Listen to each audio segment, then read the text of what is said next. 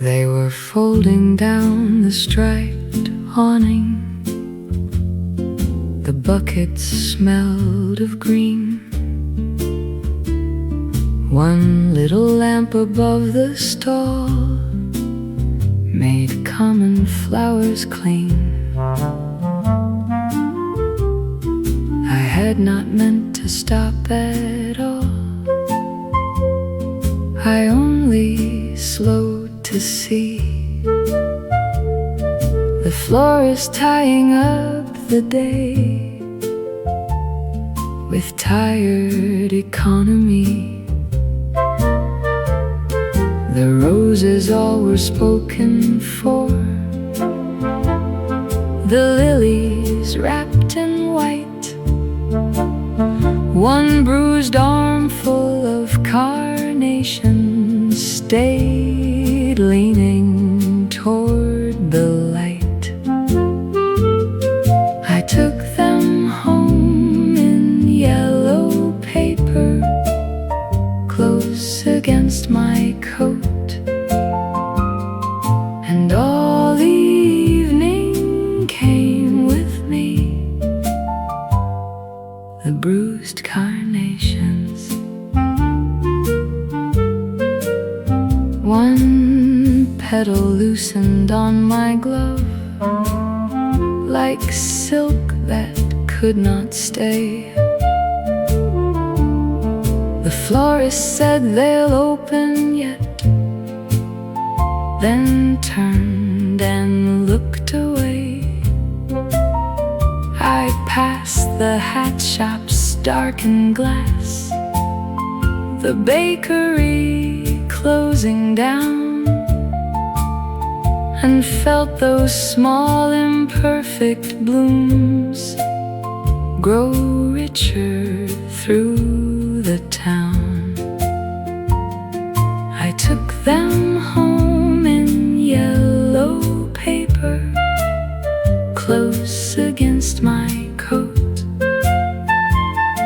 And all the evening came with me, the bruised carnations. No grand bouquet had sought my room, no ribbon card or call. Yet all night long those dented blooms made sweetness of it all. And I thought some things wait till dusk to show what they can be. The ones the early daylight missed come late enough for me. I set them in the blue glass pitcher by the bedstead and the chair. And all at once the room grew kind, the bruised carnations. By morning they had opened some, not one alike in hue, and one lay loose upon the cloth, as if it always knew.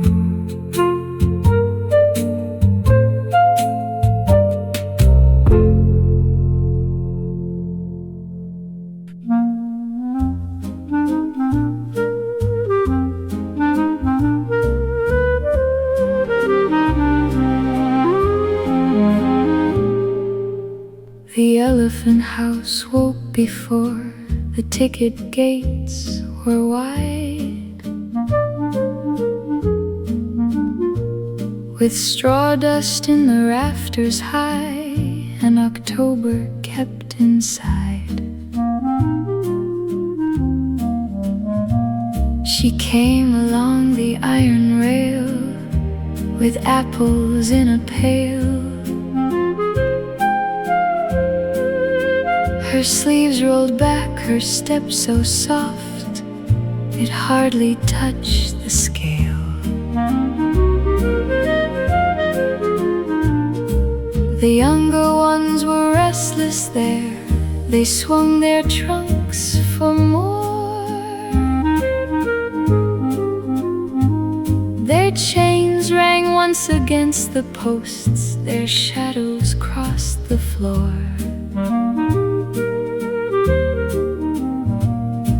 But in the farthest corner stall, where morning entered late, the old one stood and waited still beside the wooden gate. Half an apple later, when the noise had passed, she saved the sweetest broken piece and gave the old one last. Half an apple later, no crowd, no call, no claim, only one hand remembering who answered to a name.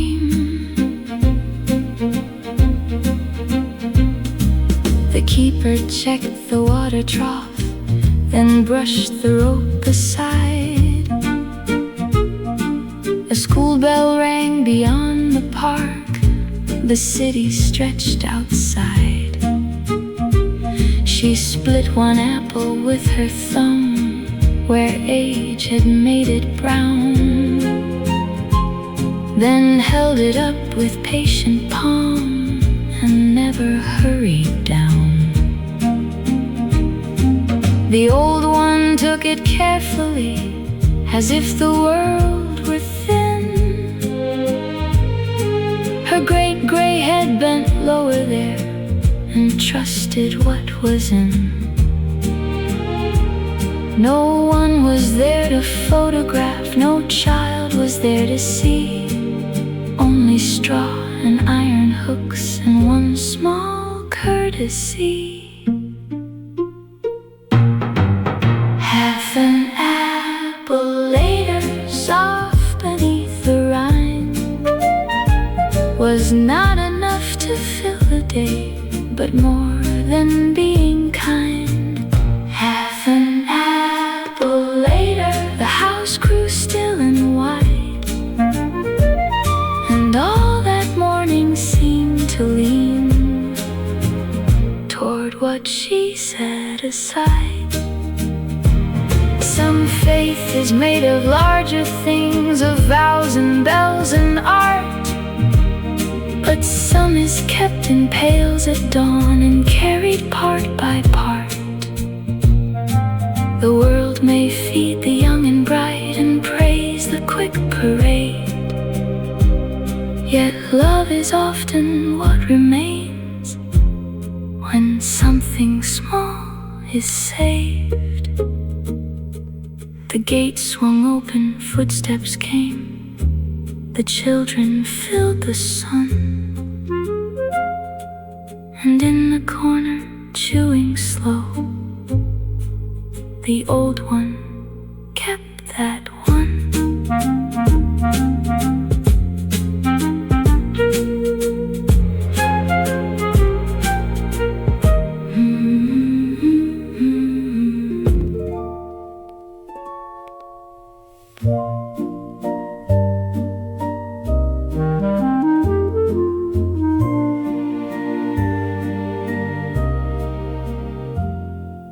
Twilight rests upon the wall, the lamp is trimmed and low,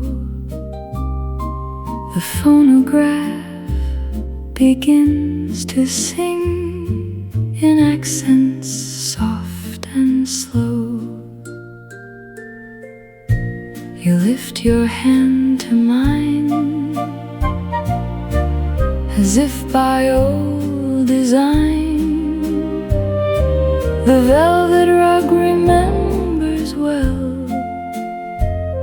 this little step of thine, a little waltz to close the day in grace, with starlight on your face, a little waltz. The teacups have grown still, the fire has lost its flame, yet when you smile and murmur, darling, the room is young again.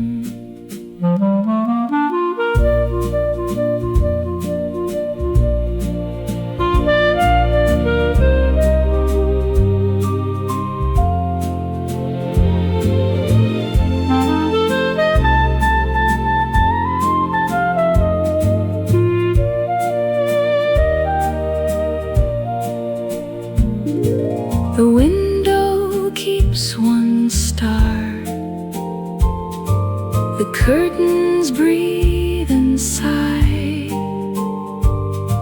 a silver hush moves through the room, like music passing by. No grand serenade was needed, no trumpet from afar. Your shoulder near my own tonight outshines the brightest star. A little waltz to close the day in grace, with starlight on your face, a little waltz. The record turns to silence, the lamp grows faint and small, still one sweet measure lingers on and blesses all the walls.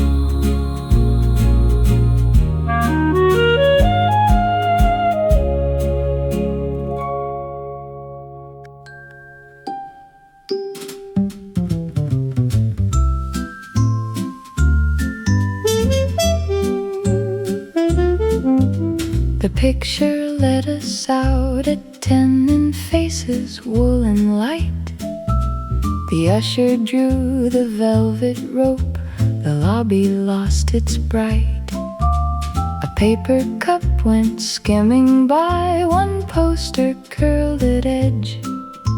You held my elbow down the steps as if it were a pledge. We spoke of nothing much at all, the actress and the snow, the tune that followed through the end, how slowly credits go. I might have thought the whole thing done the minute we said goodnight, but later with my glove half on I found one little sign, a torn red ticket, warm and thin, the stub in my glove.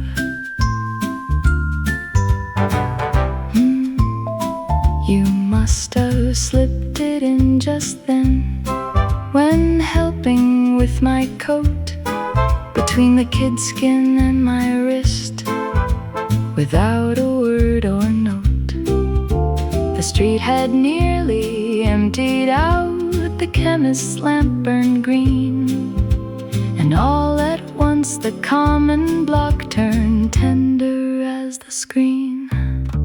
No vow, no backward rush of feet, no last minute confessing, only that quiet, clever thing, more intimate for less being, as if you could not say stay near, or this meant something to me. So gave me half the evening still to keep in secrecy. I stood beneath the dying bulbs, too late for pride, too soon, with that small scrap against my palm, like paper holding moon. And ever since, when nights let out and laughter leaves the groove, I think how much one hand can hide the stub in my glove.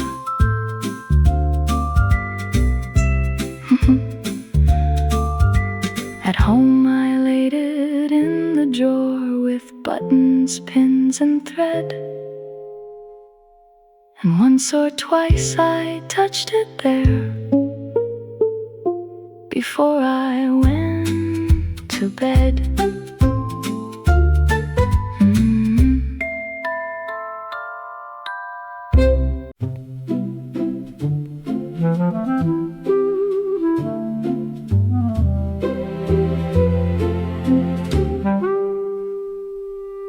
Twilight leans upon the frames, the lamp is shaded low, a phonograph begins its waltz in accents soft and slow. You draw my chair a little back and hold your hand to mine. The velvet hush about the room feels faithful and benign. The embers breathe beside the grate, the rain speaks on the pane, and all the little things we own grow still to hear the strain. When the needle caught, you hummed the turn the room forgot, and love went on where music stopped. When the needle caught, your slipper finds the older mark, the rug remembers where we lost one winter to the snow and found one spring in prayer. You smile and murmur, darling heart, so lightly with a sigh, as if the years were folded small and set somewhere nearby.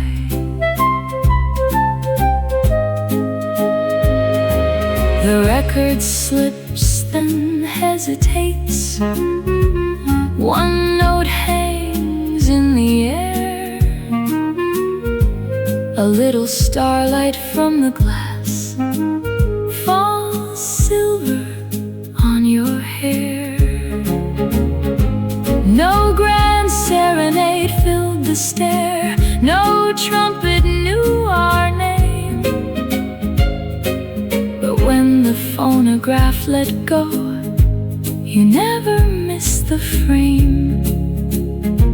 You only sang the absent beat, so warm, so sure, so slight. And in that borrowed thread of tune, you kept the whole room right. When the needle caught, you hummed the turn the room forgot, and love went on where music stopped. When the needle caught, the record thins to whispered dust, The fire withdraws to rose. Still one soft measure lingers on, where only starlight knows. And long after the last note fades, and long after the rain has talked, my heart keeps time to that small hum from when the needle caught.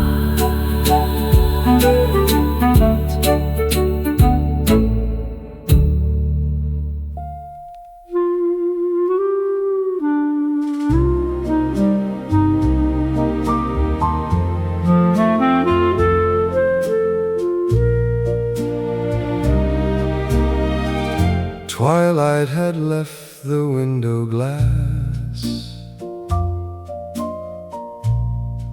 The cobblestones were bright.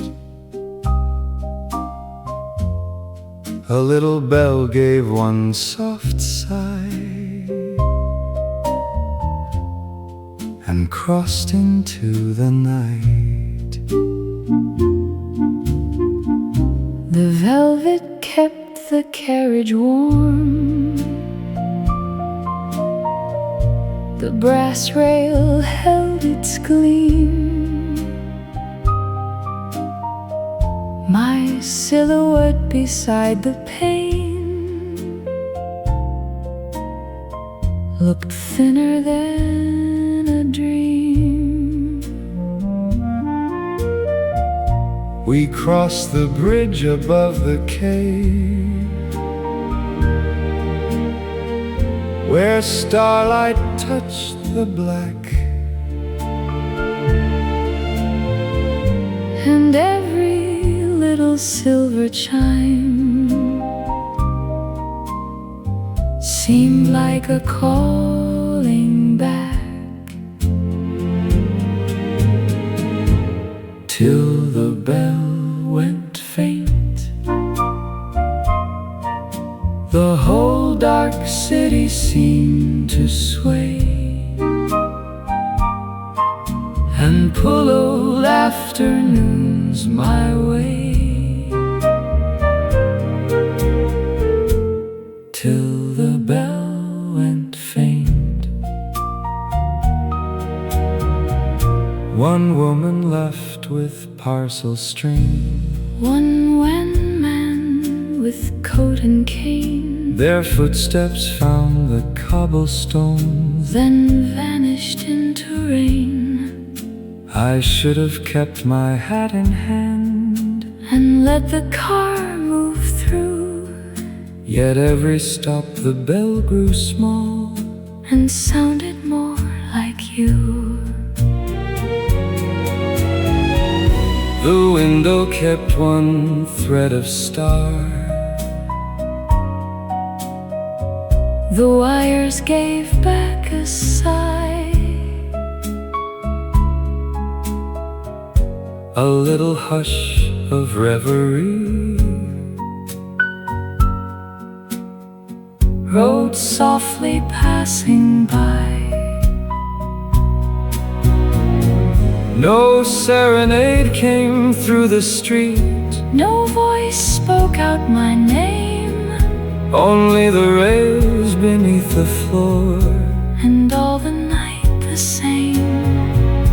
And yet I think some partings live, not in the heart alone, but in the way one silver note can make a city known.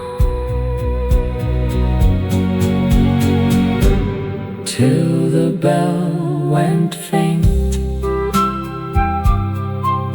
the whole dark city seemed to sway and pull old afternoons my way, till the bell went faint. The final corner took the car,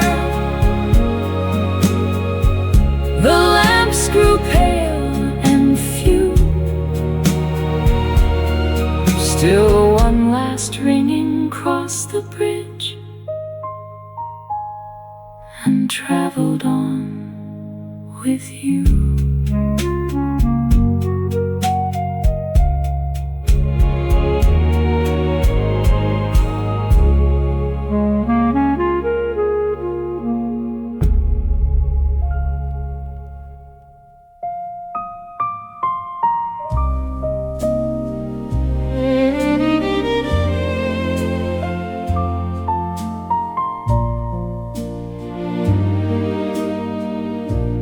Twilight clung to window glass.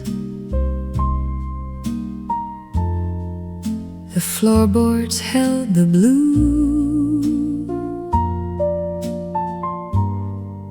A magnolia stirred below, where dawn was coming through. The canvas waited pale and still. The jars were lined in gray. My silhouette beside the pane looked softer with the day. No phonograph, no footstep near. No word had found the air. Only the hush before a stroke, and morning gathering there. The brush stayed dry while gold moved softly up the wall and made the little room seem all. The brush stayed dry. A teardrop trembled near my hand, then vanished in the light. The rooftops gave their last faint blue and yielded up the night. I raised the brush, then let it rest above the waiting white. For something in that growing dawn was already painted right. A reverie crossed the wooden floor, so tender, faint, and slow. The starlight left the upper panes to let the morning grow. No serenade came through the street, no banner touched the sky.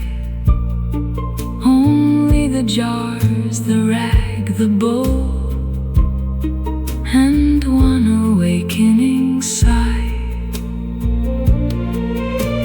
And then I knew how beauty comes, not blaze, nor cry, nor art, but like a little hour of light that finds the stillest heart. The brush stayed dry while gold moved softly up the wall and made the little room seem all. The brush stayed dry.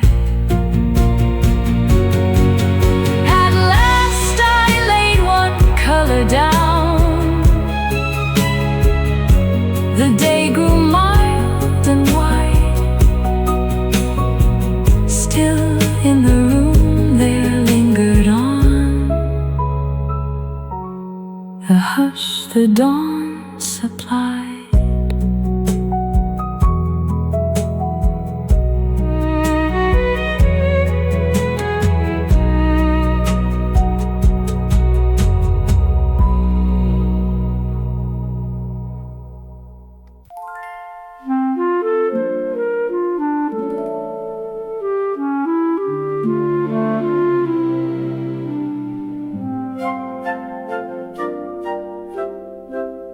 The dome was dark before the show.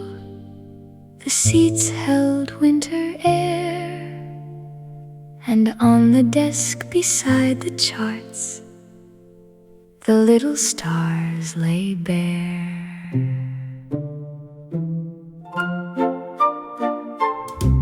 You stood beneath the lowered sky with chalk upon your sleeve, the brass plates stacked in careful piles, too still to quite believe. A row of coats along the rail gave November to the room, and somewhere in the lobby hall a school bell lost its tune. The children waited 2 doors down, their mittens in a heap, their voices bright enough to wake the painted heavens from sleep. You checked the map, then stopped your hand and frowned, but only slight, for Orion's belt was missing one small borrowed point of white. You found it near the projector base, no bigger than a seed, a white pin fallen from the sky where no one else would heed. You lifted it between 2 nails, then climbed the narrow stair and set it in the velvet dark as if it answered there.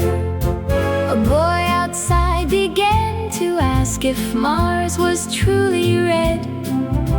The usher hushed the waiting line, the clock moved on ahead. You stepped back once to judge the place, not proud and not for show, and all at once that paper night had somewhere else to go. No one would know the sky had failed by such a little mark. The children would have watched the stars and never missed the dark. But there are hands that mend a world before the lights begin, and give the farthest things their names by putting small things in. Orion was missing only one pale spark, only one quiet point of care against a borrowed dark. Orion was missing. You set the heavens true and made a room of waiting eyes look up because of you. Orion was missing, then found beneath your hand, not moon, not vow, not golden flame, but something made to stand. Orion was missing. I saw the lesson clear. A sky can turn more merciful when someone notices here. The lights went down, the children gasped, the dome began to glow, and in his belt one little star held all the dark in row.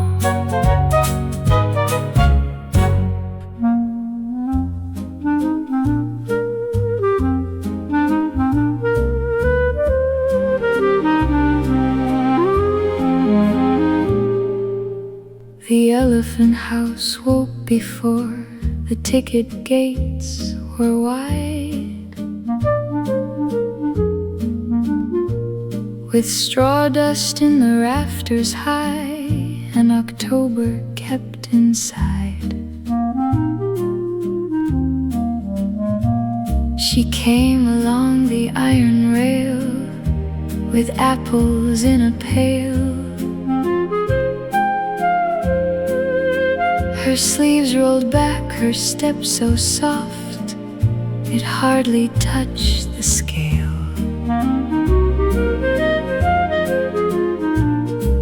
The younger ones were restless there, they swung their trunks for more. Their chains rang once against the posts, their shadows crossed the floor.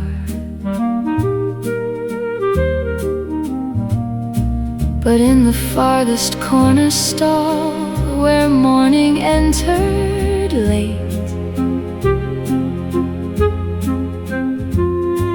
the old one stood and waited still beside the wooden gate. Half an apple later, when the noise had passed, she saved the sweetest broken piece and gave the old one last. Half an apple later, no crowd, no call, no claim, only one hand remembering who answered to a name.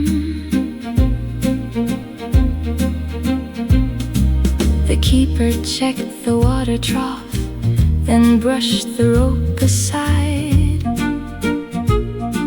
A school bell rang beyond the park, the city stretched outside. She split one apple with her thumb, where age had made it brown, then held it up with patient palm and never hurried down. The old one took it carefully, as if the world were thin. Her great gray head bent lower there and trusted what was in. No one was there to photograph, no child was there to see, only straw and iron hooks and one small courtesy. Half an apple later, soft beneath the rind, was not enough to fill the day, but more than being kind. Half an apple later, the house grew still and wide, and all that morning seemed to lean toward what she set aside. Some faith is made of larger things, of vows and bells and art, but some is kept in pails at dawn and carried part by part. The world may feed the young and bright and praise the quick parade, yet love is often what remains when something small is saved. The gate swung open, footsteps came, the children filled the sun, and in the corner, chewing slow, the old one kept that one.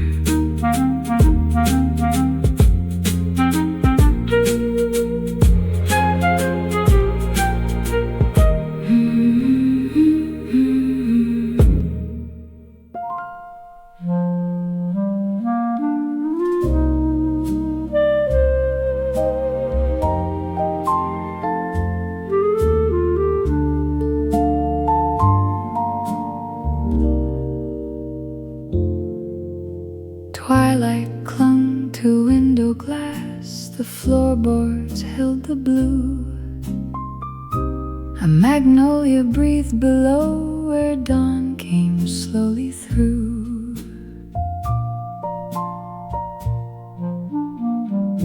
The canvas face waited pale and still. The jars were lined in gray. My silhouette beside the pane looked softer with the day. No phonograph, no footstep yet. No word had touched the air. Only the brush, the folded rag, and morning gathering there. The petal in the water lay white within the little bowl and made the waking room feel whole.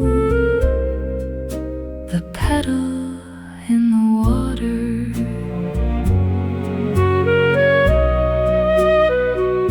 It must have drifted from the branch and found the sill by chance. A teardrop trembled near my hand, then vanished in its dance. I watched it turn once in the light, so quiet, faint and slow, as if the day had placed a bloom exactly where to go.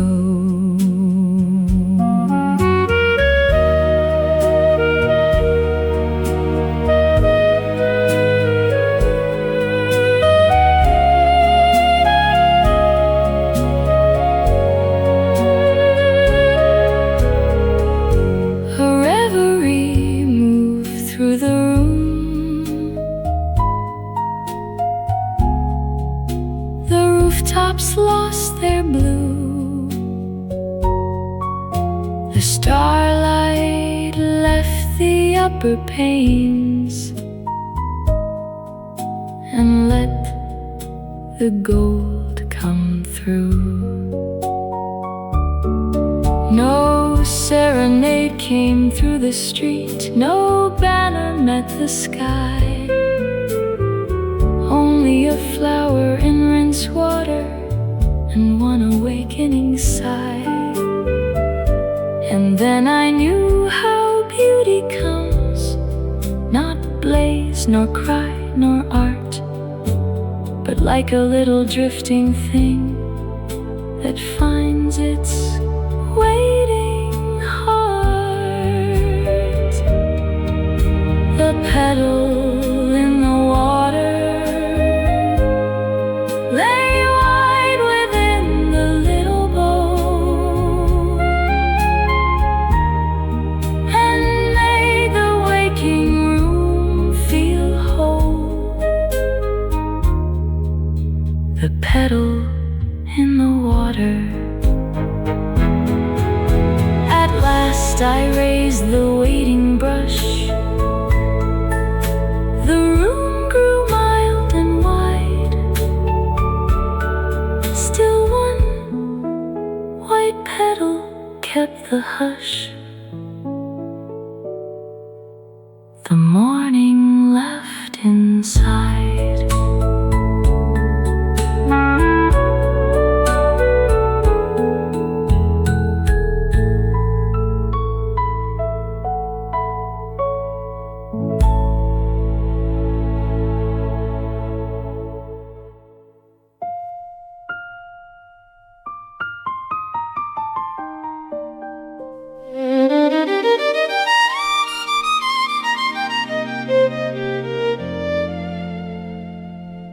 By 6 the lamps were humming low above the scuffed oak floor.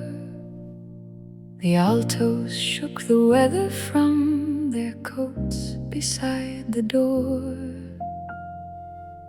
You stood behind the second stand with your case against the chair and drew the bow across the cake till powder touched the air.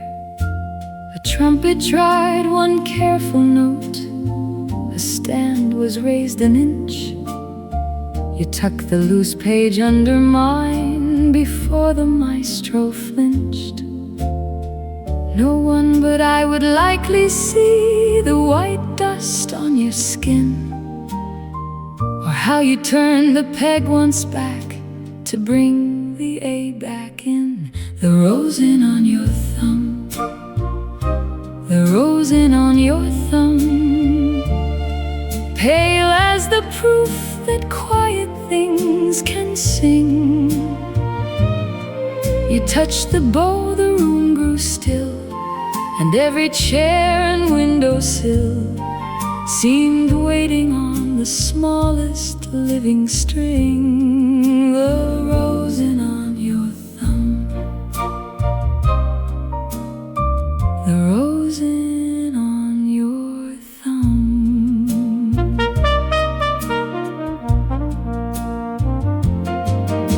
The cellos found the darker line, the clarinet came through, the conductor tapped his baton twice, and all the pages flew. You never leaned beyond your part, nor played for any praise. You only counted rests so well, you steadied all our ways. At intermission by the urn, you stirred your tea once round, then brushed the sugar from your glove without the slightest sound. You asked if bar 43 still troubled me to read, then marked it with your pencil tip and let the question be. The rose in on your thumb, the rose in on your thumb. I thought it merely dust from ordinary art, till every patient stroke you drew made something accurate and true, where all the restless noise had been at heart. The rose in on your thumb, the rose in on your thumb. Years may take the folding chairs, the winter scores, the drafty room, the civic seal above the stage, the coats, the kettle, the tune, but some things do not leave with holes the way one person, by attending, can make a wavering phrase hold fast and keep an evening from its ending. The rose in on your thumb, the rose in on your thumb. It comes to me whenever lamps come early on, not merely chalk from horsehair drawn, but one small sign the night had found, a hand that knew how to carry music on. The rose in on your thumb, the rose in on your thumb.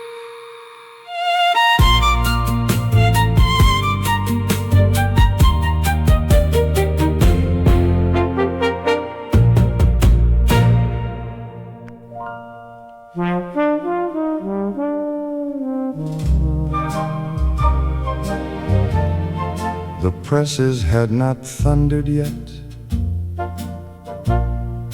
The street was milk and gray, and in the room above the trucks, the headlines waited day.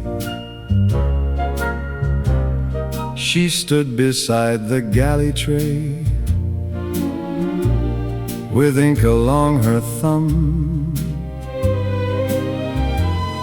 the copy spike already full, the linotype gone numb.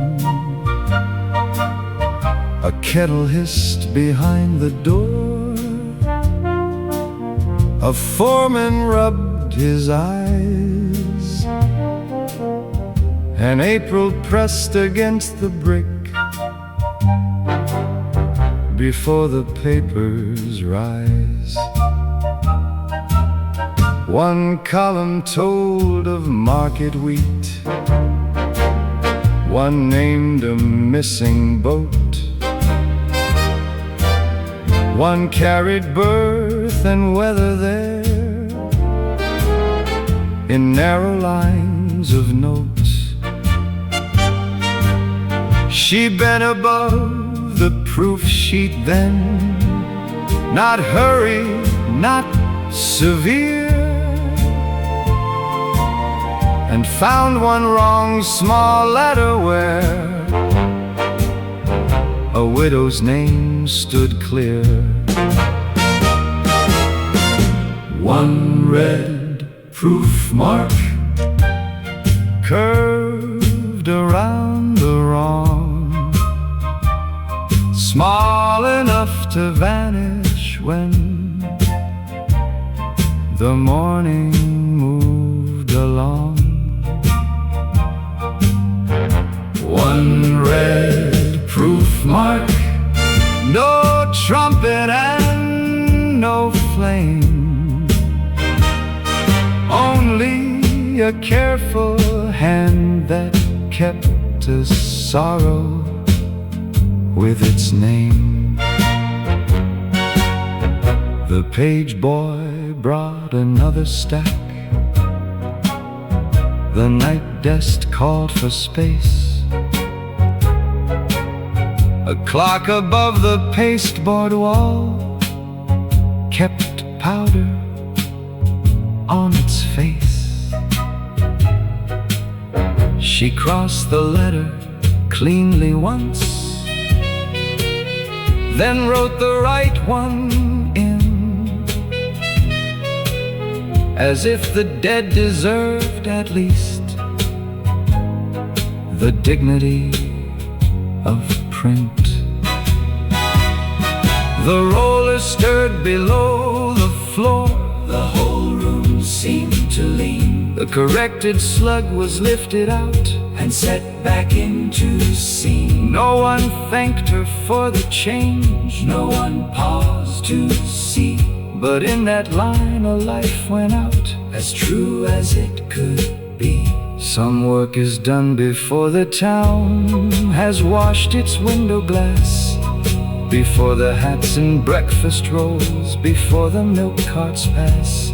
And some mistakes are small to all, except the ones who know a letter wrong, a name unheld, a grief not fit to go. One red proof mark, bright beneath the lamp, held the paper back a breath before the plates were stamped. One red proof mark, plain as work can seem, yet all the city woke to news made kinder than a dream. At 6 the trucks went coughing out, the floor began to shake, and on her thumb the red remained long after daybreak.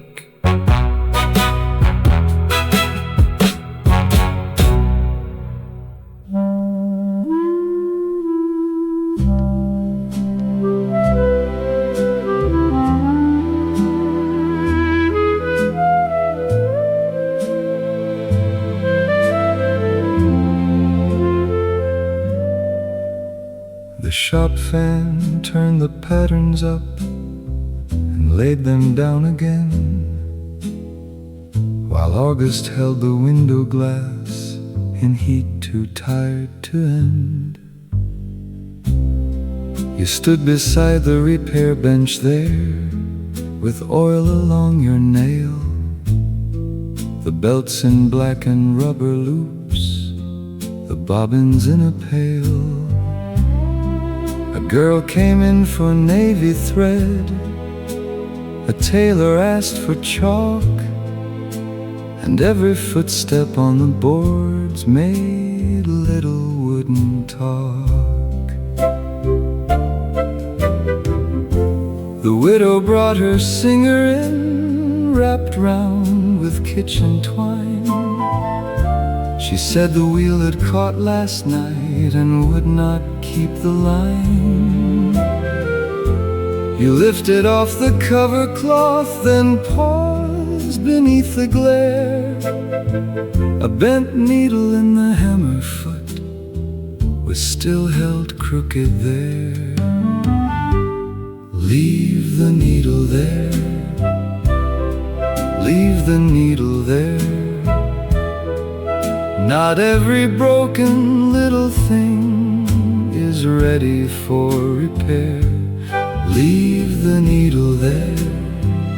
I watched your fingers stay, as if the work it failed to finish had not gone away. The counter fan pushed warm air back. The street lamp found the floor.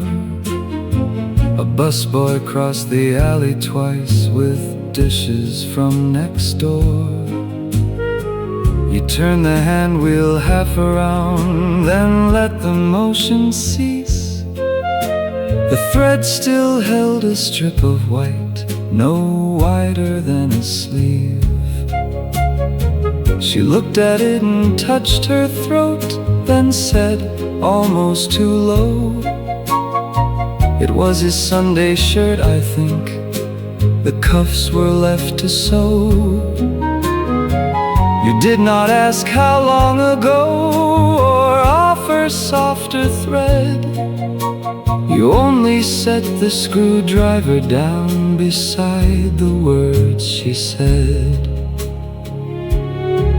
Some labor stops without a sound, a seam left out of true. The cloth remains beneath the foot, the hand has gone from view. And some who mend the common gears know when the gentlest art is not to make the wheel move on, but leave the stop place part. Leave the needle there, let the bent point keep the little hold it still has made on what she could not keep. Leave the needle there, no comfort dressed as fact, only your hand refusing yet to hurry sorrow back. At closing time the belts hung still, the fan gave up its air, and in the lamplight on the bench, that small bright bend stayed there.